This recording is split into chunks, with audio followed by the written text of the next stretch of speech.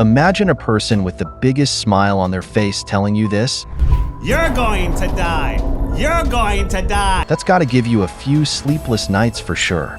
The scene is from a 2022 horror film called Smile. The IMDb for the movie reads, after witnessing a bizarre, traumatic incident involving a patient, a psychiatrist becomes increasingly convinced she is being threatened by an uncanny entity. It all starts with this woman here. Rose is a therapist working in a psychiatric ward. And like any horror movie, Rose gets cursed by an evil entity. But this is not your average demon, but a trauma-eating virus which preys on people with the most disturbing past. Now here's where the film earns its name. The person cursed with this entity sees the creepiest, most disturbing smiles on people around till they go insane and unalive themselves. That took an insanely dark turn. But doesn't it make you wonder, do curses exist in real life? And if they actually do, how can you survive such a curse in real life? Stay tuned till the end of the video because we have the answer for you.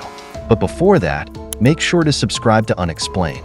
While Smile is a fictional tale, it allegedly draws inspiration from various very real elements of folklore and psychological studies. Just like the horrifying Japanese legend Kuchisake-onna, the Slit-Mouthed Woman, or like the urban legend of the Smiling Man, a disturbing figure who will creepily smile at you before vanishing into thin air. In conclusion, curses may not be all fictional. And now for the one in a millionth possibility question. What to do if you fall victim to a curse? And not just any curse, but the smile curse. First things first, the film itself has given two ways to defeat the smile curse. First way, Rob Morgan's character Robert Talley is the only person in the movie to survive the film. But there is a catch. The successful method he used is red RUM. We mean he unalive someone. In Mr. Talley's own words, the curse can only be broken by taking someone else's life. Is going to die unless she kills someone. That's the only way you can get rid of it. But it's not as simple as murder. You need a witness to the act, so you can transfer the trauma and the demon to the witness. So you have to become a monster to beat a monster. That's surely one terrifying way to do it. I can't kill someone! But there's one more way. In the climax, Rose comes to a disturbing realization. To defeat the curse, she must be alone when the monster comes for her. Although she ultimately fails to kill the demon as planned, she nearly discovers a way to stop it. However, neither of these plans is so practical in real life. Think about it. Can you cold-heartedly kill someone to pass on the curse, let alone get a witness? And you can never be sure of killing the curse when alone, as it can play tricks with your mind. So is there anything else left to do? Don't worry, there is. If you enjoyed the video till now, make sure to hit the thumbs up and subscribe to Unexplained for more such interesting content. Now let's revise Rose's plan. Being alone when the monster comes for her. A much stronger version of this would be complete isolation. Think about it, the monster in Smile spreads like a virus, jumping from one person to the next to survive. To escape this cyclic curse, one drastic option is complete isolation. Much like social distancing during COVID, without a new victim, the demon cannot infect a new host. Even if the curse kills you, the curse would end with you. Well, there is also the terrifying possibility of being indefinitely haunted by it. So are you ready to live all alone with a demon which can haunt and torment you forever? Maybe or maybe not. And this is where the second option kicks in.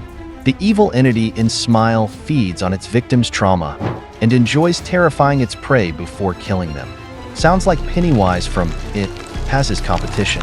After delivering maximum psychological torment, the demon then kills its victim and jumps to the next most traumatized witness to continue its cycle. But the film does point out that working on your trauma might be the key to defeating the demon for good. A good way to break the curse would be to actually work through the hallucinations, because the curse heavily relies on manipulating your senses to produce disturbing illusions. If you could reduce or eliminate these hallucinations, the curse's power would be significantly weakened. Having said that, we know it's no easy task to do so. But remember, it's better to be brave and face the curse than let it control your emotions. So there you have it, 2 ways to combat the curse that may or may not exist. Now you can finally smile. But it's just a movie, right? It can't be true. Then let us tell you about a movie based on a real-life curse, The Grudge. And guess what? According to its Wikipedia, The Grudge is adapted from a Japanese play called Kuchisake-onna, which is based on 2 very real murders.